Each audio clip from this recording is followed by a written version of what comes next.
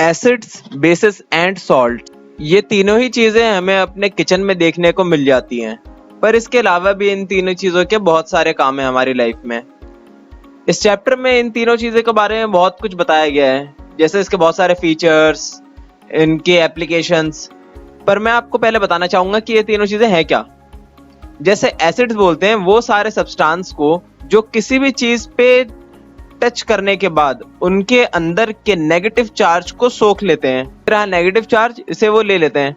वैसे ही बेसिस इसका उल्टा होते हैं, ये जिस भी चीज को छू ले उस चीज के अंदर से उसके पॉजिटिव चार्ज को ले लेते हैं। और उसके बाद आते हैं सॉल्ट्स, जो ऐसा कुछ भी नहीं करते, ये न्यूट्रल होते हैं। आपको ये तो पता ही होगा कि ब्रह्मांड में हर चीज छोटे छोटे एटम से मिलकर बनी हुई है, जो कि इस तरीके के दिखाई देते हैं। उनका स्ट्रक्चर कुछ ऐसा होता है, जिसके बीच में होते हैं पॉजिटिव चार्ज और साइड में होते हैं नेगेटिव चार्ज। तो साइड के नेगेटिव चार्ज है, इस चीज को लेने का काम होता है एसिड का। वो ये नेगेटिव चार्ज को ले लेते हैं, इनमें से कुछ नेगेटिव चार्ज को। उससे क्या होता है कि स्ट्रक्चर जो है एटम का वो थोड़ा सा डिस्टर्ब हो जाता है, अनबैलेंस हो जाता है। उससे क्या होता है, उससे बनी हुई हर चीज जो है वो अनस्टेबल हो जाएगी, वो बिखरना शुरू हो जाएगी। यहाँ तक कि स्ट्रॉन्ग एसिड या बेसिस जो है लोहा लक्कड़ वगैरह को भी पिघला सकते हैं, यहाँ तक कि हमारे हाथ को भी पिघला सकते हैं, इतने पावरफुल होते हैं वो। और वैसे ही बेसिस का काम होता है इससे पॉजिटिव चार्ज ले लेना, उससे भी एटम जो है अनस्टेबल हो जाता है। हमें किसी भी एसिड या बेस को, भले ही वो हमारे किचन में क्यों ना हो, उसे टेस्ट करने की कोशिश नहीं करनी चाहिए बिना जाने, यहाँ तक कि छूना भी नहीं चाहिए। टेबल में कुछ लिस्ट दे रखी है जो कि हमारे किचन में पाई जाती हैं चीजें, जैसे लेमन जूस, ऑरेंज जूस वगैरह। कह रहे हैं कि इन सारी चीजों को आप जो है सिर्फ टेस्ट करके बता सकते हैं कि ये एसिड है या बेस। कहते हैं कि अगर उसका सॉर टेस्ट है, मतलब खट्टा टेस्ट है, तो समझ जाइएगा कि एसिड है वो। अगर बिटर टेस्ट है या फिर कहें तो कड़वा टेस्ट है, तो समझ जाइएगा कि वो बेसिक है। देखिए, एसिड वर्ड जो है बना है एसर से, जिसका मतलब ये खट्टा। हमारे घर में दही, lemon juice, orange juice, vinegar, ये सारी चीजें खट्टी होती हैं। क्यों? क्योंकि इसके अंदर एसिड्स पाए जाते हैं। जबकि कुछ चीजें जैसे कि बेकिंग सोडा वगैरह वो सब कड़वे होते हैं, क्योंकि वो सारी चीजें हैं बेस चीजों की एक और पहचान है, कहते हैं कि वो थोड़े से स्लिपरी होते हैं। आपने देखा होगा अपने घर के साबुन या फिर सर्फ या फिर कहते हैं डिटर्जेंट वगैरह, वो सब होते हैं थोड़े से स्लिपरी। तो ये भी एक पहचान है बेसिस की। हम हर तरह के एसिड्स और बेसिस को सिर्फ टेस्ट करके नहीं पहचान सकते, क्योंकि कुछ खतरनाक भी होते हैं।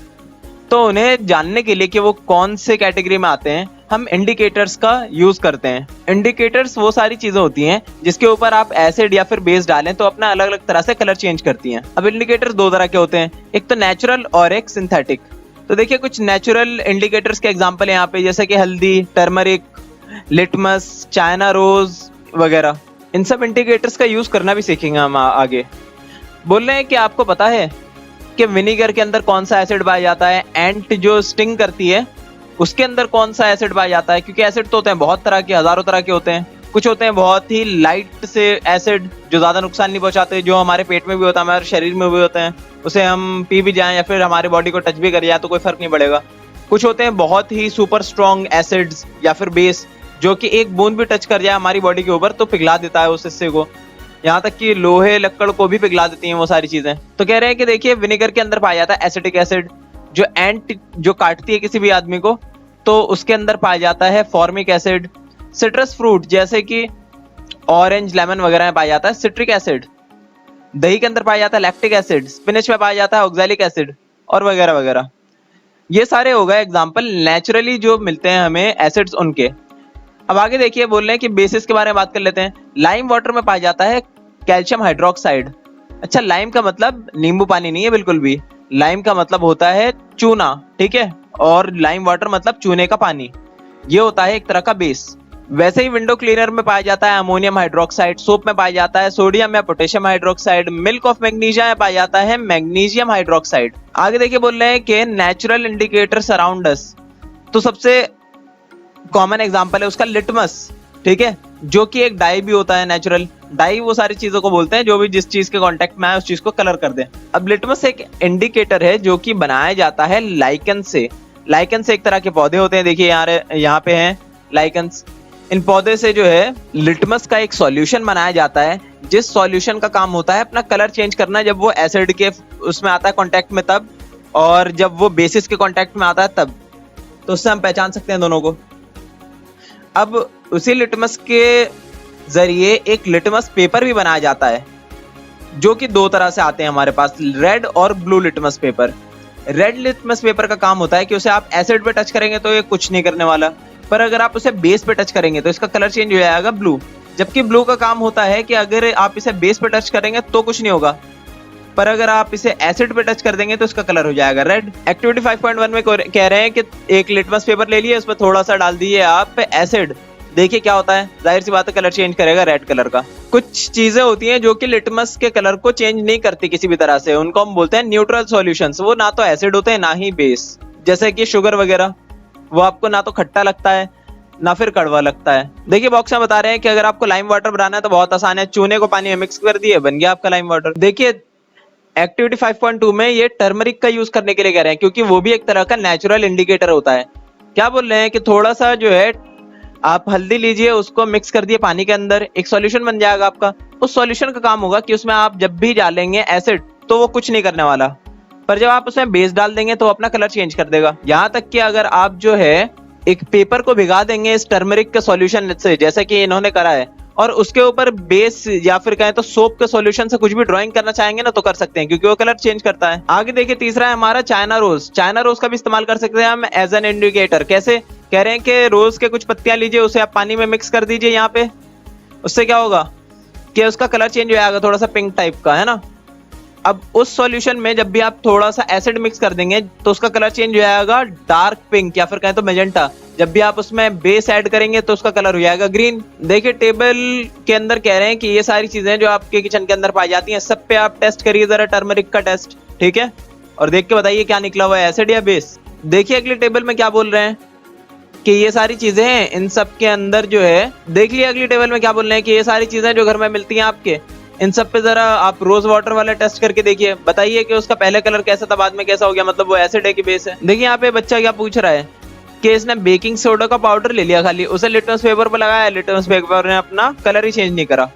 तो बच्ची बता रही है कि तुम पहले बेकिंग सोडा से एक सॉल्यूशन तो बनाओ, उसे पानी में मिक्स कर दो, फिर करना उस पर लिटमस पेपर का टेस्ट। देखिए बॉक्स में दे रखा है कि कॉफी जो है ब्राउन होती है और उसका टेस्ट होता है कड़वा, मतलब बिटर। तो क्या वो बेस हुआ या फिर एसिड हुआ? तो जवाब है कि वो होता है एसिड, ठीक है, पर टेस्ट तो उसका बिटर है, जो कि होना चाहिए बेस का।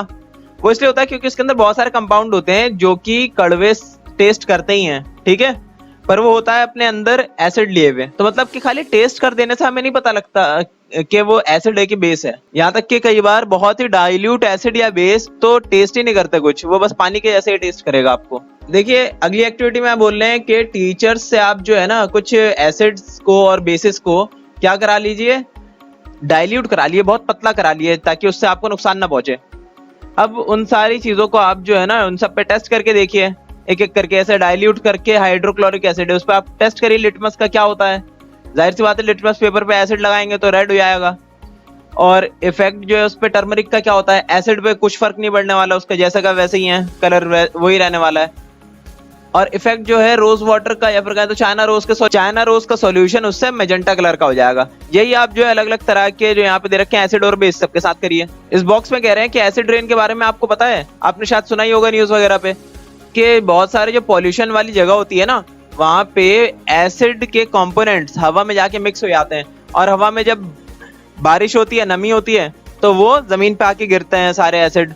तो जहाँ पे जमीन पे गिरते हैं उस जमीन को बंजर बना देते हैं, इंसान पे गिरते हैं तो बीमारियां ले आते हैं, जब किसी हिस्टोरिकल मॉन्यूमेंट पे गिरते हैं तो उसके कलर को फेड कर देते हैं। आगरा में जो ताजमहल है उसका कलर व्हाइट से अब येलोइश होने लग गया है, क्योंकि एसिड रेन होता है वहां पे बहुत। हमें एसिड या बेस के आसपास बहुत ध्यान से रहना चाहिए, क्योंकि वो हाथ पैर को जला भी सकते हैं हमारे। आगे बोले न्यूट्रलाइजेशन, मतलब कि जब आप एसिड को बेस के अंदर मिक्स कर देते हैं ना तो वो एक दूसरे को न्यूट्रल बना देते हैं। अब उसमें ना तो एसिड की प्रॉपर्टी रही ना बेस की प्रॉपर्टी रही, वो हो गया सॉल्ट, ठीक है, वो तीसरी चीज बन गई है कुछ। आगे हम ये भी देखेंगे कि एक नए तरह का इंडिकेटर जिसका नाम है फेनोल्फ्थेलीन, ये एक सिंथेटिक इंडिकेटर है। अभी तक तो हमने खाली नेचुरल पढ़े थे। देखिए एक्टिविटी 5.5 में क्या बोल रहे हैं, बहुत इंपॉर्टेंट ये आपका एक एक्टिविटी है। इसमें कह रहे हैं कि थोड़ा सा जो है ना टेस्ट ट्यूब के अंदर आप ले लिए हाइड्रोक्लोरिक एसिड, उसके अंदर आप मिक्स करिए थोड़ा सा फेनोल्फ्थेलीन, ठीक है। फेनोल्फ्थेलीन का काम होता है कि जब वो बेस के कांटेक्ट में आता है तो अपना कलर चेंज कर देता है, पर एसिड के कांटेक्ट में आने से कुछ नहीं करता वो। तो जब आप एसिड में मिलाएंगे उस चीज को तो वो कुछ नहीं करने वाला, वैसे का वैसे ही रहेगा। अब आप करिए उसमें थोड़ा सा बेस मिलाना शुरू। जब बेस मिलाना शुरू करेंगे तो शुरू में वो कुछ नहीं करने वाला, अपना कलर चेंज नहीं करेगा।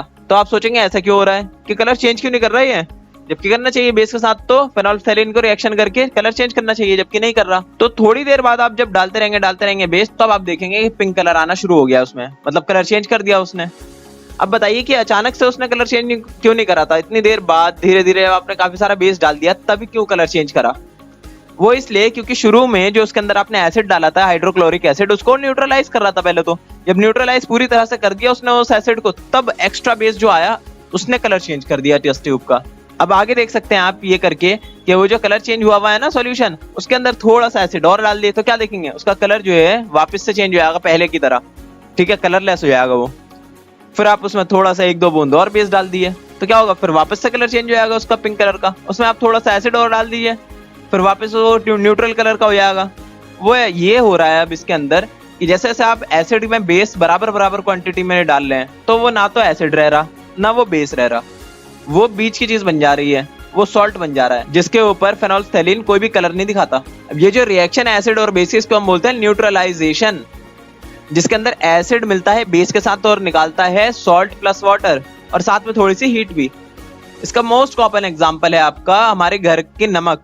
क्या करते हैं, बोलते हैं, कह रहे हैं कि थोड़े से हाइड्रोक्लोरिक एसिड को आप मिक्स कर दिए सोडियम हाइड्रोक्साइड के साथ, तो क्या मिलेगा, हमें एक सॉल्ट मिलेगा जिसका नाम है सोडियम क्लोराइड। याद आया इसका नाम कुछ, हम जो नमक खाते हैं अपने खाने के अंदर वो यही होता है। प्लस वाटर मिलेगा और थोड़ी सी गर्मी भी मिलेगी हमें। हम आम दिनों में न्यूट्रलाइजेशन का बहुत यूज करते हैं, जैसे कि डाइजेशन में, हमारे पेट में डाइजेशन होती है, किस लिए होती है, एसिड के प्रोडक्शन से। हाइड्रोक्लोरिक एसिड होता है हमारे पेट के अंदर, जब खाना जाता है तो उस चीज को गला देता है। पर कई बार ऐसी चीजें हम खा लेते हैं जिसको गलाना आसान नहीं है, उसके लिए ज्यादा अमाउंट में एसिड चाहिए होता है। ज्यादा अमाउंट में जब एसिड निकलता है तो हमारे पेट में क्या हो जाती है, एसिडिटी, मतलब ज्यादा एसिड बन जाता है, पेट में जलन होने लग जाती है। तो उससे बचने के लिए हम क्या करते हैं, थोड़ा सा बेस पी लेते हैं, जैसे कि मिल्क ऑफ मैग्नीशिया एक तरह का बेस है जिसे हम पी लेते हैं तो न्यूट्रलाइज हो जाता है हमारा पेट। आगे बोल रहे हैं कि एंट बाइट, मतलब कि चींटी ने आपको काट लिया तब भी एक तरह का एसिड छोड़ता है वो आपके बॉडी के अंदर, तो आप बेस उस पर रगड़ लिए, थोड़ा सा बेकिंग सोडा लगा लिए, आपको वो चोट ठीक हो जाएगी, या फिर कम से कम जलन तो बंद हो ही जाएगी। आगे बोल रहे हैं कि सॉइल ट्रीटमेंट, कई बार बहुत सारे केमिकल फर्टिलाइजर्स का यूज करने से आपका जो जमीन है वो एसिडिक हो जाती है या फिर कई बार बेसिक हो जाती है। ये दोनों ही कंडीशन प्लांट के लिए अच्छे नहीं होते। तो क्या करते हैं हम, अगर हमारा जो है जमीन हो गया एसिडिक, तो आप उसके अंदर कोई सा बेस डाल दिए, जैसे कि लाइम डाल दीजिए, है ना। और अगर आपकी जमीन हो गई है बेसिक, तो आप उसके अंदर थोड़ा सा एसिड डाल दीजिए। एसिड का यूज करना है तो आप उसके अंदर थोड़ा सा कंपोस्ट डाल सकते हैं जो कि एसिड्स को रिलीज करता है अपने अंदर से, हो जाएगा वो न्यूट्रलाइज। आगे बोल रहे हैं कि फैक्ट्री वेस्ट, फैक्ट्रीज जो है बहुत सारी ऐसे हैं जिसके अंदर से एसिड निकलता है बहुत सारा, उसे अगर हम डायरेक्ट डाल लेंगे पानी के अंदर तो क्या होगा, सारी मछलियां मर जाएंगी। तो मछलियों को बचाने के लिए नदियों के अंदर हम क्या करते हैं, पहले उसको न्यूट्रलाइज करते हैं, उसके अंदर थोड़ा सा बेस डाल के तब उसे छोड़ते हैं पानी में। आगे कुछ कीवर्ड्स है जो सारी चीजें मैं आपको बता चुका हूँ, यहीं पे आपका चैप्टर खत्म होता है।